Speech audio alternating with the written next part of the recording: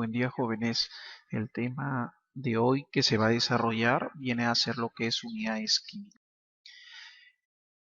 El átomo tiene las dimensiones muy pequeñas y no existe ningún instrumento físico que pueda registrar esas dimensiones, la masa de un átomo. Debido a ello se ha creado una unidad comparativa. Esta unidad comparativa se le llama UMA, unidad de masa atómica, y es equivalente a la 12ª parte de la masa del isótopo de carbono 12. Ahora, ¿por qué escoger el carbono y no otro elemento químico? En nuestro planeta, los compuestos orgánicos se encuentran en mayor porcentaje en comparación de los compuestos inorgánicos. Y el representante de estos compuestos orgánicos viene a ser el átomo de carbono. Pero el carbono tiene tres isótopos, el 12, el 13 y el 14. Los isótopos, recuerden que pertenecen al mismo elemento químico y tienen igual número atómico, pero diferente número de masas, diferentes neutrones. ¿Por qué no el 14 o el 13? El 14 es un material radiactivo, eso significa que es inestable, su núcleo va transformándose. Me quedaría entonces el 13. ¿Por qué no el 13? El 13 en comparación del 12 es menos abundante. Muy bien. Por todas estas razones se ha tenido que crear esta unidad comparativa. Repito, esta unidad comparativa es una UMA que equivale a la 12ª parte de la masa del isótopo de carbono 12. Muy bien. ¿Qué es una mol? Si yo tengo 10 unidades, como unidad de conteo es una decena. Si yo tengo 12 unidades, como unidad de conteo sería una docena. Ahora, si yo tuviera 6,022 por 10 a la 23 unidades, ese grupo como unidad de conteo sería una mol. ¿Qué viene a ser una mol? Una mol es una unidad de conteo de estructuras complejas, como iones, moléculas, átomos. ¿Y a cuánto equivale o cuántas unidades equivale una mol? A 6,022 por 10 a la 23 unidades. Ese valor numérico se le llama el número de Avogadro. Lo puedo representar por Na o N sus ceros, la notación. Y es la cantidad de unidades que agrupa una mol. Masa atómica promedio. La masa atómica de un elemento que nosotros observamos en la tabla periódica, por ejemplo, del carbono, que es 12 UMAS, del azufre 32 UMAS, del hidrógeno 1 UMA, del calcio 40 UMAS, del nitrógeno 14 UMAS, se ha determinado mediante un promedio ponderado entre el número de masa del isótopo y la abundancia que existe en la naturaleza. Ese valor registrado se lleva a la tabla periódica y es el valor que vamos a trabajar. Profesor, entonces, ¿qué representa una mol? Una mol de átomos de hidrógeno contiene 6,023 por 10 a la 23 unidades y es igual a una mol de átomos de carbono. Porque también en una mol de átomos de carbono, ¿cuántas unidades de carbono hay? 6,023 por 10 a la 23 unidades. ¿Dónde está la diferencia? La diferencia está en la masa. Las masas son diferentes, pero la cantidad de unidades, si yo tengo una mol de hidrógeno y una mol de una mol de carbono, de átomos de carbono, son iguales, porque tienen la misma unidad. Pero estos elementos tienen diferente masa atómica o peso atómico. Vamos a ejercicios de cierto grado de dificultad. Por ejemplo, te dice, Un mol es la cantidad de sustancia que contiene 6,002. Está trabajando en este caso con el valor de 6,02 por 10 a la 23 unidades, que puede ser átomos, moléculas, unidades, fórmulas, iones. Este número se denomina número de Avogadro. Con respecto a una mol de la sal Epsom, que es el sulfato de magnesio heptahidratado, usada como relajante, determina la alternativa incorrecta, te dice. A ver, la primera. En esta, en esta sal existe 6,62 por 10 a la 24 átomos de oxígeno. ¿Verdadero o falso? Lo primero, debo tener como referencia la masa molecular de la sal heptahidratada. Hago los cálculos y me sale que tengo 246 UMA de esa sal. Muy bien. En la primera pregunta sería verdadero. ¿Cuántos átomos de oxígeno contiene la sal en total? Contiene 11 átomos de oxígeno.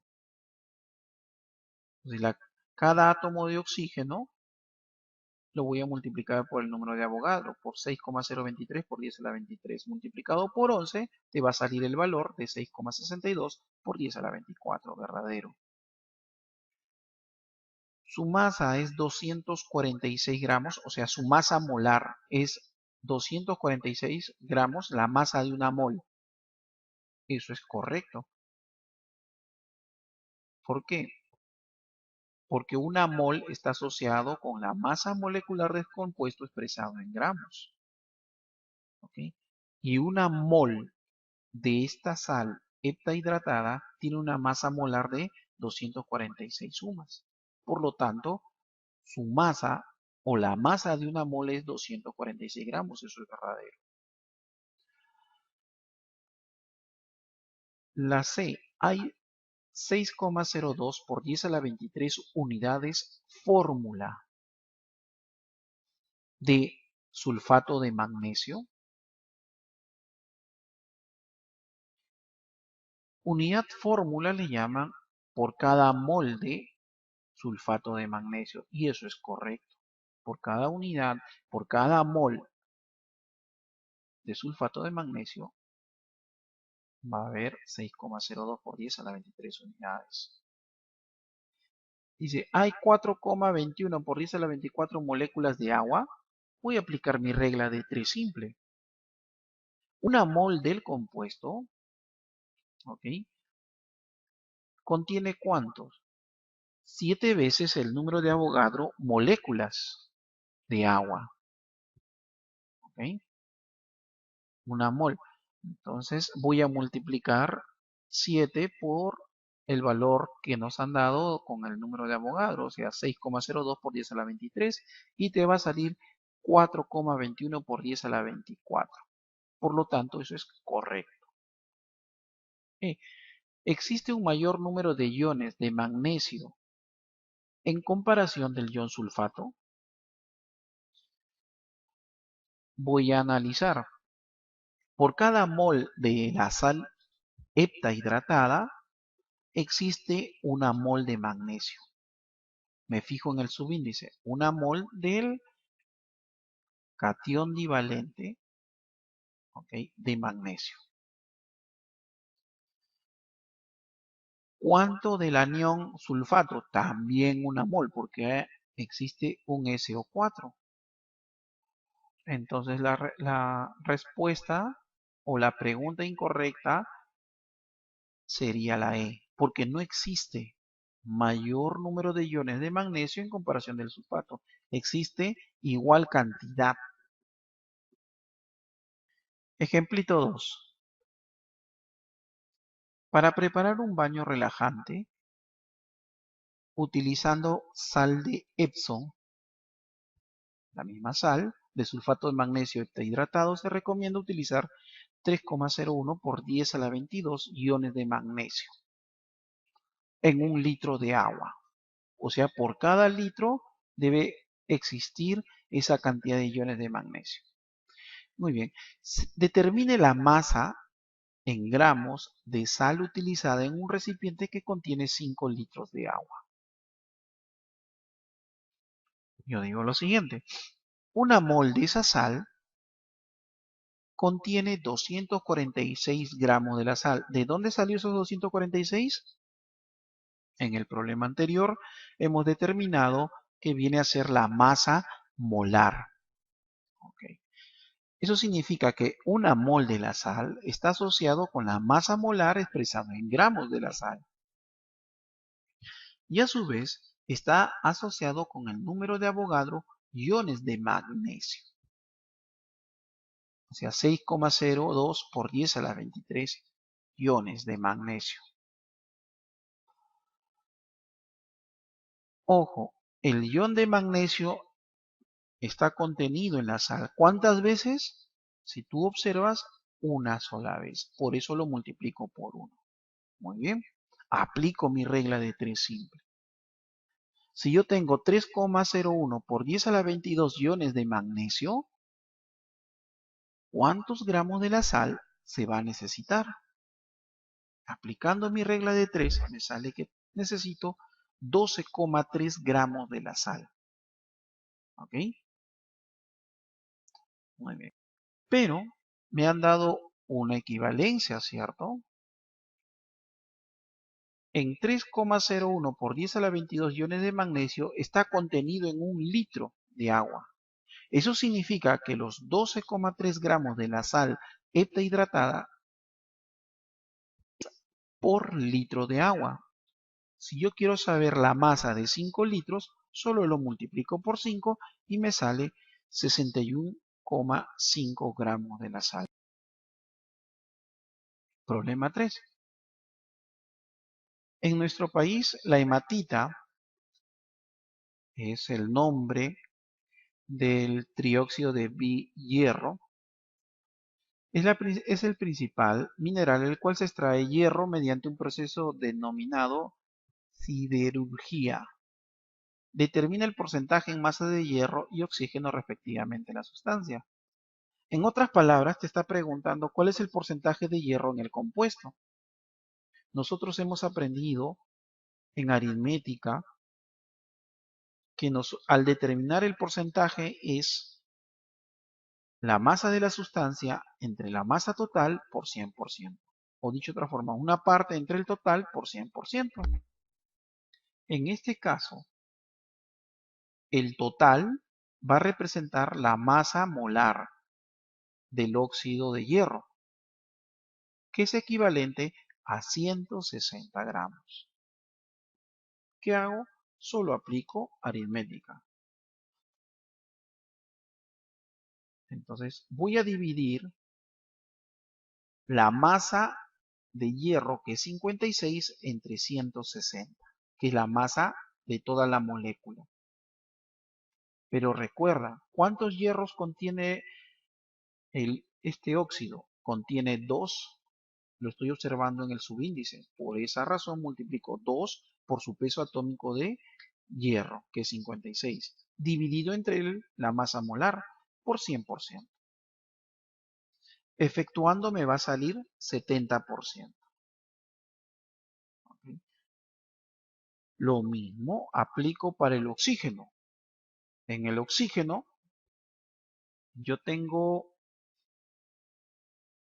que cada oxígeno, su peso atómico es 16 UMAS, pero la estructura contiene 3 átomos de oxígeno. Por esa razón lo multiplico por 3, dividido entre el total, que es 160, multiplicado por 100%, me sale el porcentaje, que es el 30%.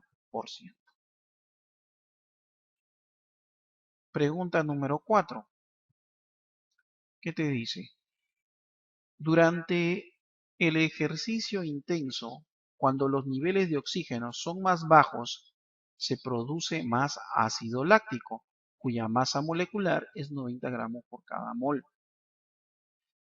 que puede producir iones oxonio, o también le llaman hidronio, generando una sensación de ardor en los músculos. mientras están activos. El análisis elemental de este ácido muestra que contiene 40% de carbono, 6,7% de hidrógeno, 53,3% de oxígeno.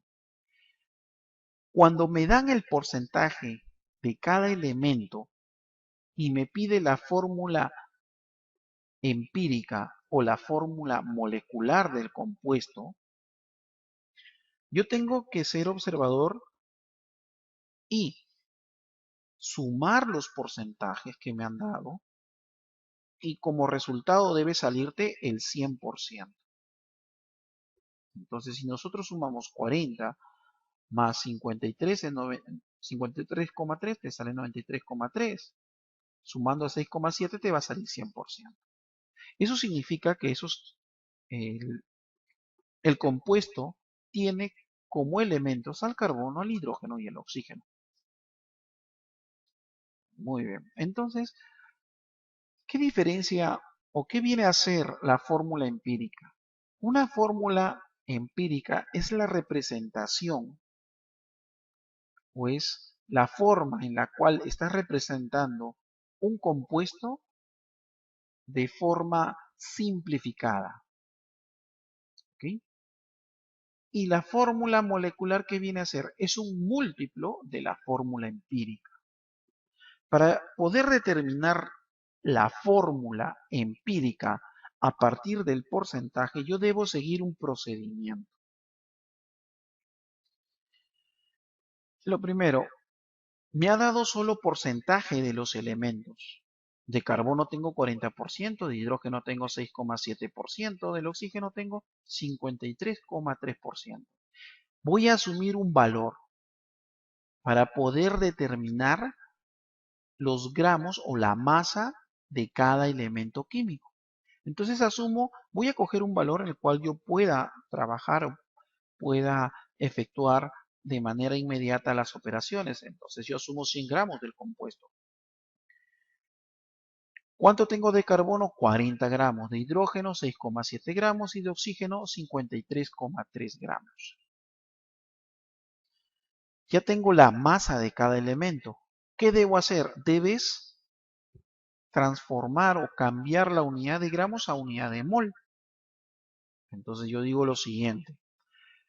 Por cada mol de carbono hay 12 gramos de carbono. Por cada mol de hidrógeno hay 1 gramo de hidrógeno. Por cada mol de oxígeno, 16 gramos de oxígeno.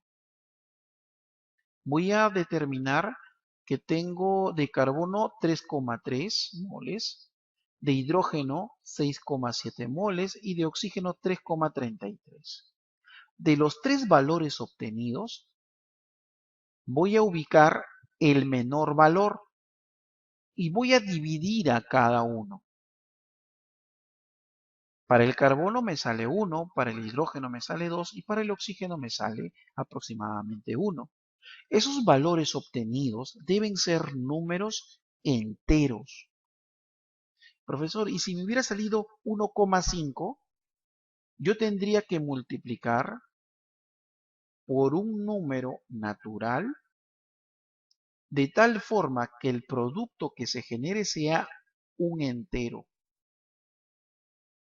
Muy bien. En este ejemplito me ha salido números enteros, carbono 1, hidrógeno 2 y oxígeno 1. Esos valores vienen a ser el subíndice de cada elemento químico. Por lo tanto, ya determiné la fórmula empírica, que es la fórmula simplificada. ¿Qué debo hacer ahora? Debo determinar la fórmula molecular. Hemos dicho que la fórmula molecular es un múltiplo de la fórmula empírica. Por lo tanto, voy a multiplicar por una variable a cada uno de los subíndices de cada elemento que conforma la estructura. Entonces, ¿qué tendría? Tendría de carbono como subíndice N, del hidrógeno 2N y del oxígeno N. Me han dado como dato que la masa molar, la masa de la molécula es 90. ¿Qué voy a hacer? Voy a determinar la masa molecular y lo igualo a 90 para poder determinar la variable, cuánto es. Entonces, cada carbono, su peso atómico es 12, multiplicaría 12 por n. El peso atómico del hidrógeno es 1, multiplicaría por 2n. Del oxígeno es 16, multiplico por n. Efectuando me sale que la variable n vale 3. Ahora ya tengo el valor de la variable para poder representar, para poder generar la fórmula molecular. En este caso sería C3H6O3.